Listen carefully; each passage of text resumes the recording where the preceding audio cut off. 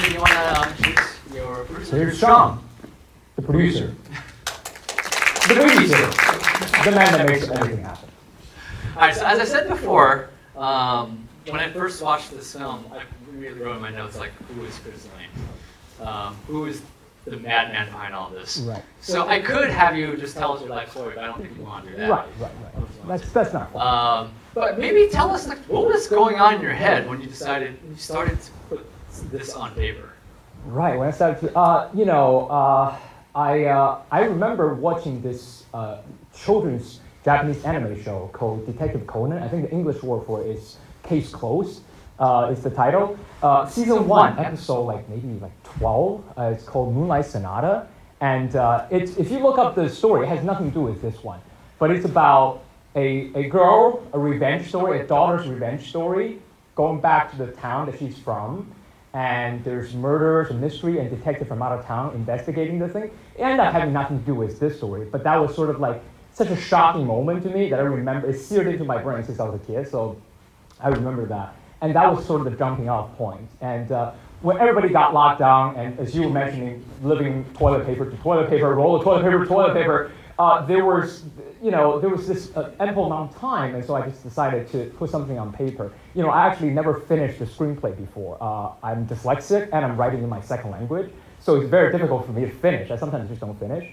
This one, when I start to put the crew together and bring people on board, I still haven't finished the thing yet. So, Sean, I don't know if you remember, when we first began talking, I sent you the script, but I only sent you the 40-page. Remember, I talked about how I keep the ending under wrap and stuff like that? I lied. There was no ending. I didn't finish the script yet. So the only reason why I finished is because I know I was going to make it. So that's how it works. So Sean, what was your first response to, I guess, those 40 pages? It took a couple of read-throughs to fully digest a lot of it. There's a few deleted scenes that didn't quite make it in there because the actors read it and they just couldn't emote it correctly. But yeah, I talked to Chris and we talked maybe about 10, 15 minutes about the film and what we had to do, and then we talked another 30, 45 minutes just about movies. Right. And that's pretty much what... Lion was the film that we talked about a lot. Yeah. Lion, yeah. Yeah, French film from the 90s, obscure, so it just kind of was a rabbit hole, and then, yeah, one thing led to another, and then we made a movie. And how much were you talking about Dogma 95, I assume is an influencer? I mean, you think. So. Exactly. Yeah, I give special thanks to Thomas Antimer, large one for the finding of Dogma 95. We had this conversation once before, how I believe in the principle of Dogma 95. I believe in the idea that get the character back to the story and strip away these fancy, industries and these metals of filmmaking and see where the story takes us and see where the character takes us. I believe in all that. But one of the things that I did consider about is, I watch a lot of low-budget, micro-budget films, which this is one of them. This costs no money to make. And so if you are making that kind of movie and you wanted to make it look like a $2 million movie, it's always going to come up short because you're not using the correct lenses, you're not using the correct cameras, it doesn't have the correct chips.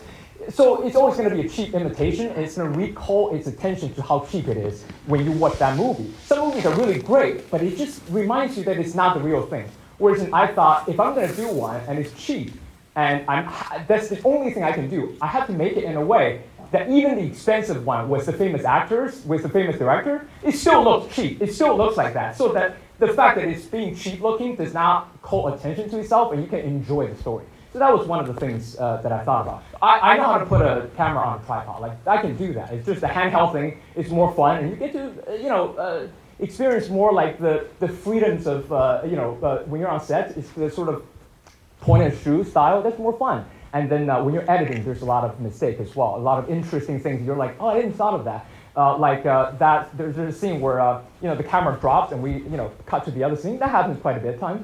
A few times that happens. That wasn't even designed. A few times that was designed, but a few times it wasn't even designed. I just cold cut and the cameraman just dropped the camera, and it actually works as a cut in the movie. So that works. It's just these silly mistakes, but we like that style. We like that idea, and it's a good thing to sort of gave us an opportunity to make a movie this cheap, but still make it look like a professional movie. think a lot of it comes, what makes it feel like a movie to me is the location.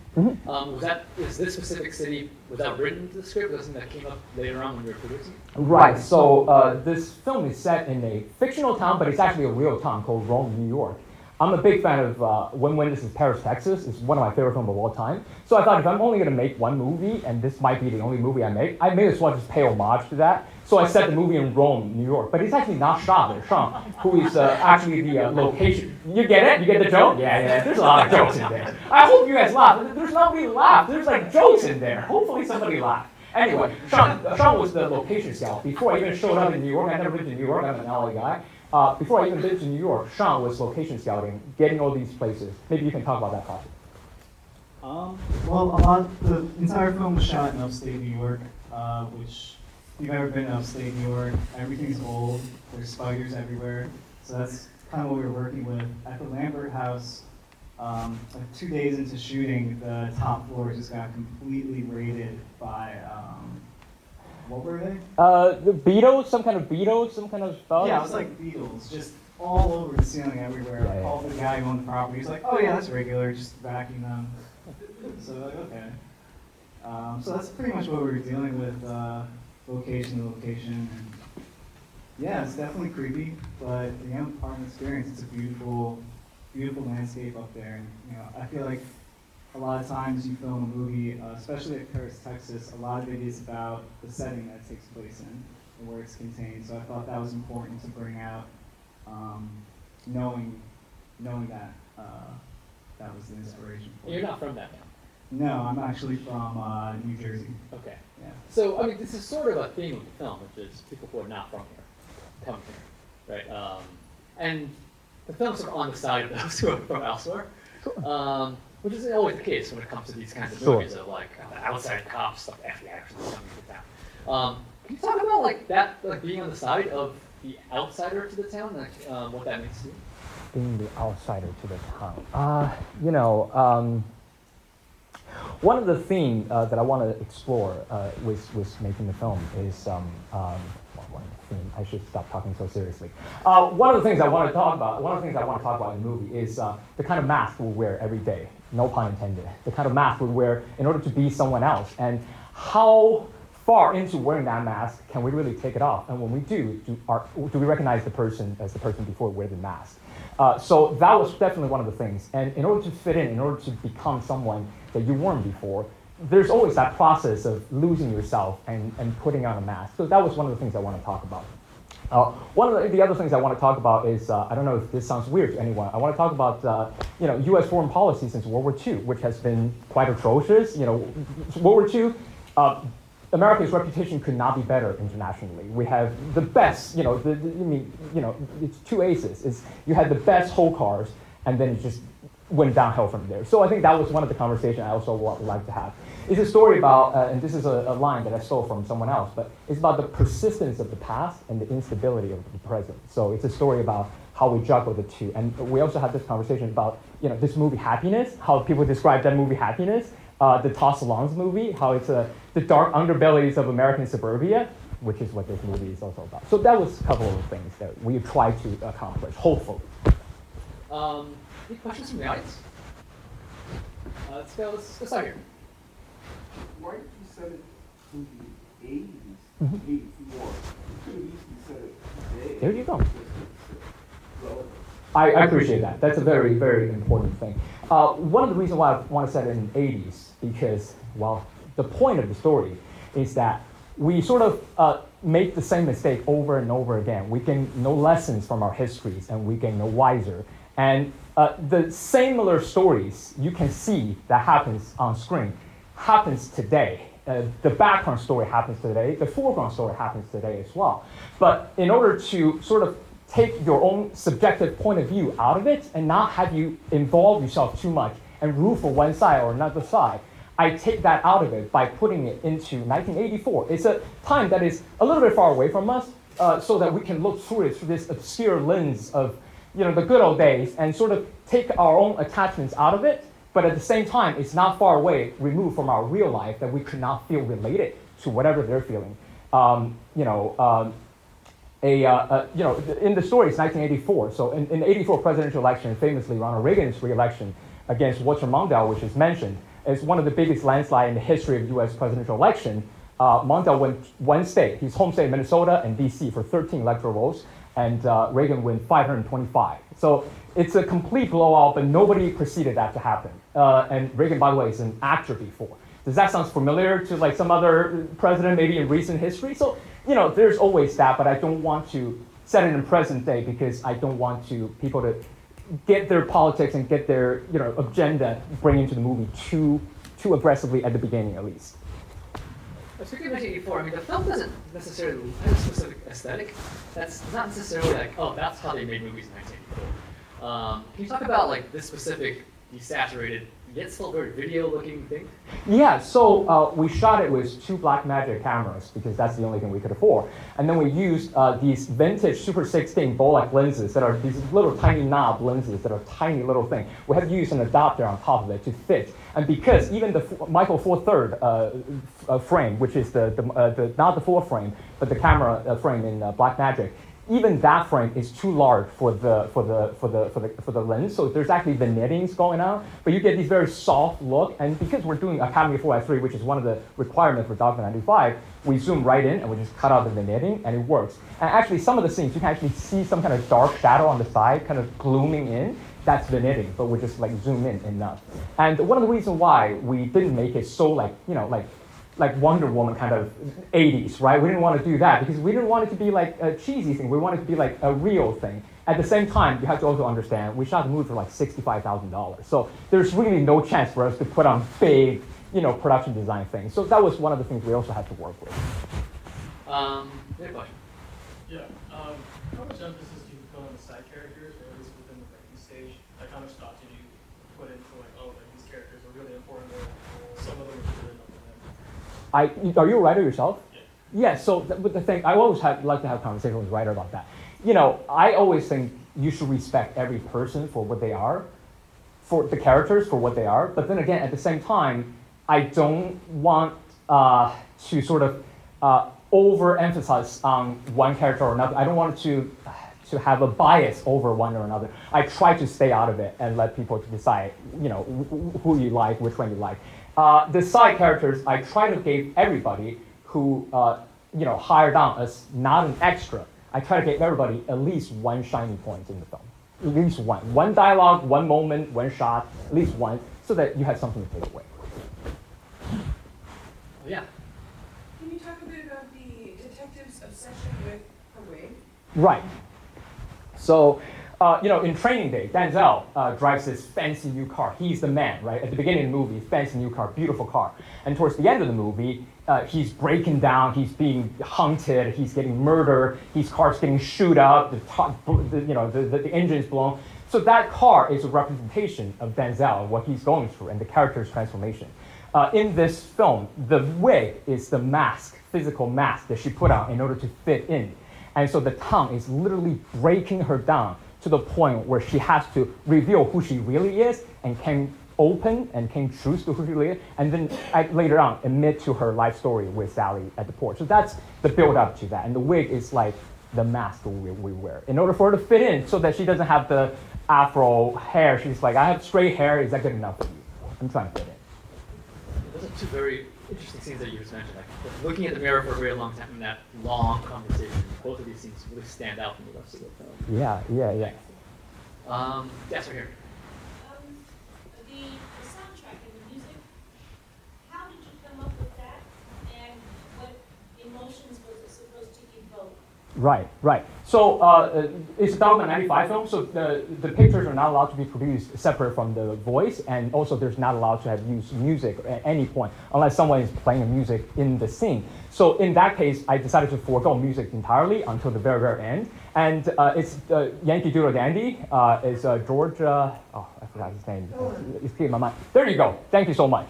So yeah, the reason why I used it is because it's a very famous song. It recalls, but it's also kind of a funny song. It's kind of cheeky, it's just lighthearted, which is not necessarily the theme of the story, but hopefully it's what we try to present in this style, in this genre, in what we're trying to go for, in the tone of the movie, which is kind of dark humor, a bit cheeky, wink, wink, don't take us too seriously, here's the jokes, but also hope you to dig a little deeper and enjoy the story. So that was one of the reasons. And also the biggest reason, it is produced in 1911 and public domain, baby, public domain.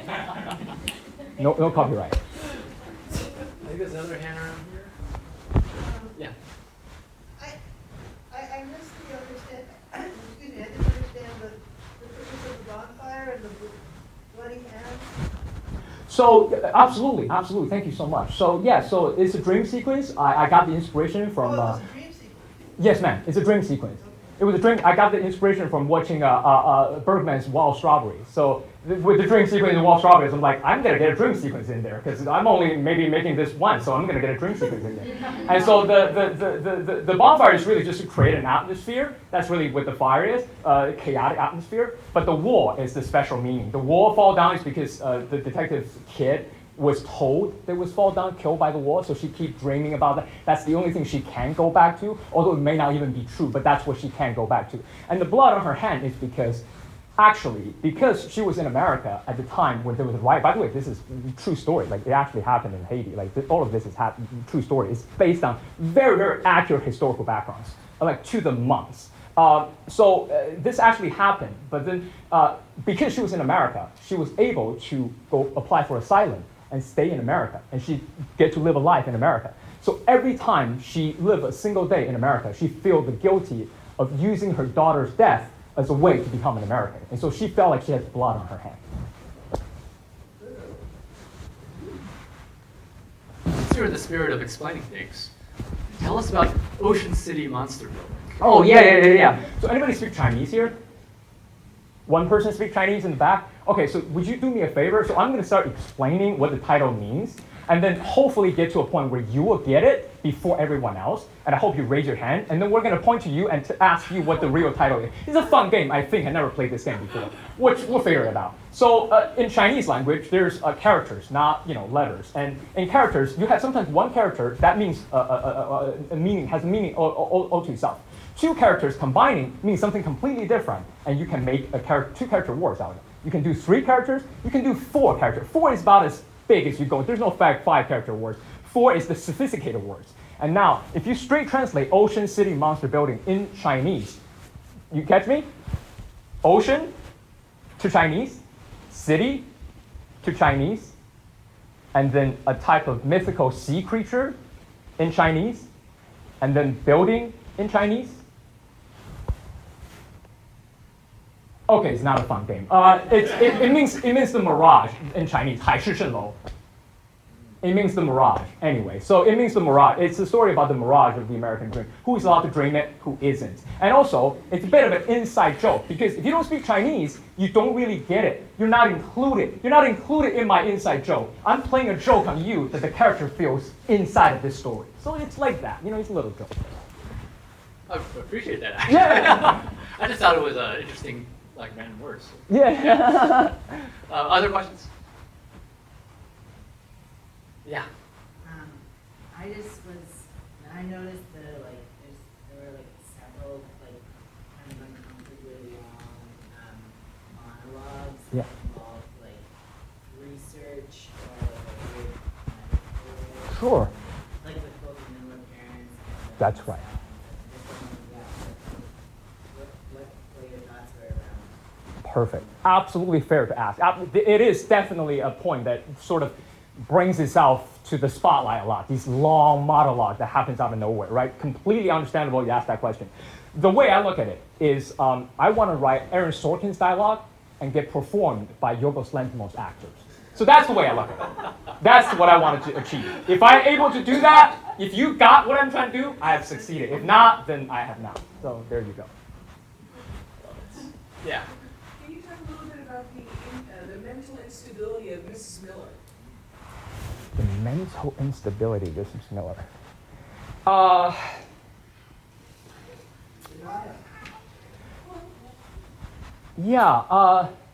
She's a tragic character. I have a lot of sympathy for her. She is not being portrayed with any hint of bad light in my film. I have so much empathy for her. her story is really one that is about the struggling people who might not necessarily be counted as the outsiders because of their skin color or where they're from, where they're born, how fluently they speak the language, but actually are outsiders nonetheless because of their social economic level. So that was part of the reason why I like to put that character there. And I have a lot of sympathy for both Amy and Jake. For the couple, I have a lot of sympathy for them. All they try to do is do their best for their kids. All they try to do is try to, if anybody, if any one character in the film that I feel most relate to, it's probably Jake. The sort of a little bit cowardice, just trying to make the day, just trying to get through the day feeling. I feel like that sometimes. So I have a lot of sympathy for them, and I really, really wanted to bring them as sort of one of the positive, but also one of the more important, like you said, like the side character, but more important, give them the time to shine, is because I feel that there are people out there who aren't necessarily the minority, but aren't part of the party either. So that was the whole point. Other questions? No. Okay, well, you want to tell us? No. That would be great. If I'm that egotistic. So I would like to ask you, why are you so brilliant? What happens to this film now? Oh, what happened to this film? We're going to New Jersey. We're going to New Jersey to screen this film at the International Film Festival in New Jersey at Rutgers University. That's about it. We really are up in the air right now. We made the film completely with our own money. We did it all by ourselves, without any studio backing, without any companies. We have no sales agents, so if anybody's interested, let us know. I do want to at least just want to take one quick moment to thank everybody for being here. I hope it's not TMI, but like I'm a shut-in. I hate leaving my house. So for anyone to leave their house to come to the theater to pick our screening over like Hong Sang-soo's novelist film, I don't know why you did that. It's a terrible mistake you all made, but you made our memories wonderful. So thank you so much for being here, and thank you so much for Brian for inviting us. Thank you so much for everybody at Pacific Art. Thank you to all the volunteers, all the staff. They're really the hero here. They make everything happen. A round of applause for them. Thank you so much. You say bye, San Diego. All right, thank you all. We'll see you at more screenings.